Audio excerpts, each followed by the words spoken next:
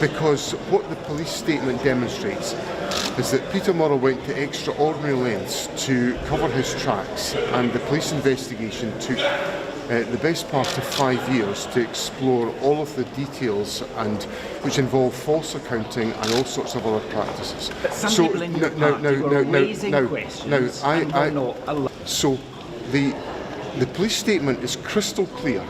The lengths to which Peter Murrell went to commit criminality and to avoid the scrutiny of the arrangements we had in place as a party, and that is criminal conduct which it is right for a police investigation to identify. I don't dispute any of that. What I'm asking, and what we've all been repeatedly asking, is why, when people in your party raise questions about the finances, they were shut down.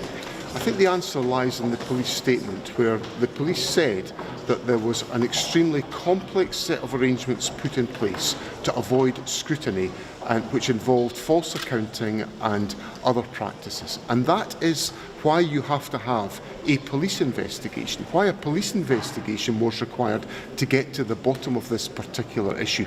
And that's exactly what's happened, and the course of justice is proceeding on that question. A guilty plea was offered on Monday, and the issue, the severity of the issue, is recognised by that process. John, surely the severity of... We've just had a police investigation of extraordinary detail and length to get to a criminal conviction, and we know from that investigation that there were extreme lengths gone to evade scrutiny, false accounting, all sorts of other practices. Now, at the very heart of the nature of embezzlement is behaving in a fashion to avoid scrutiny, to make sure that you cover your tracks and all the rest of it. That's what the police statement all goes into, and that has been thoroughly and forensically considered by the police, and that gives us the answers that we need on this issue. John, at the very heart of democracy is transparency. That's why you need a parliamentary investigation. We've just had a police investigation, which is the most transparent you can get on the planet. John, have you got to the bottom of why Peter Murrell lent the party £107,000 in June 2021? Because we've never had an explanation of this, and whether it was linked to the purchase of the motorhome 4 months earlier. I'm not going to go into specific points of that nature, because obviously that relates to some of the outstanding issues which I covered on Monday in relation to the outstanding loan that exists between Peter Murrell and the Scottish National Party, which of course is relevant to the remaining proceedings in the court action. Will the SNP hold its own internal investigation into its finances? Well, the SNP has undertaken a governance review which has been the subject of democratic consideration within the party under my leadership. And we now have in place all of the arrangements in relation to the scrutiny of the party's finances to make sure we give assurance to members of the public who are donating to the party about the use of those resources, and I'm very confident in those arrangements. What have you changed?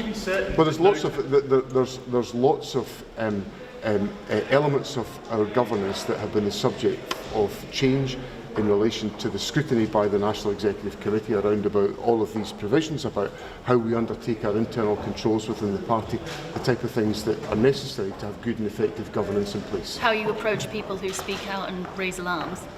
Well, we've gone through all of these issues as well. Are you extremely worried about the current governance of your party?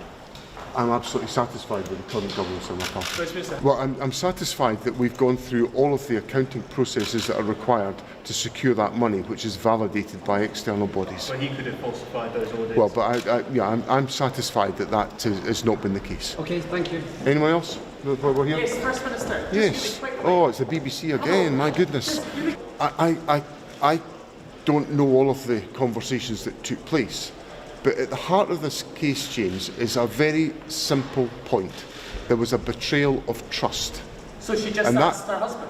There was a betrayal of trust, and that's at the heart of this case, and that's why it is so reprehensible. John, can I just ask, £80,000 appeared on the SNP accounts under motor vehicles in 2022. Is it your understanding that does relate to the motorhome? And if so, shouldn't you at that point, shouldn't that have raised alarm bells about what this was exactly? As I've explained, I didn't hold office in the SNP between 2004 and 2024, so I had no locus in scrutinising these issues. I have locus now as party leader. Yeah,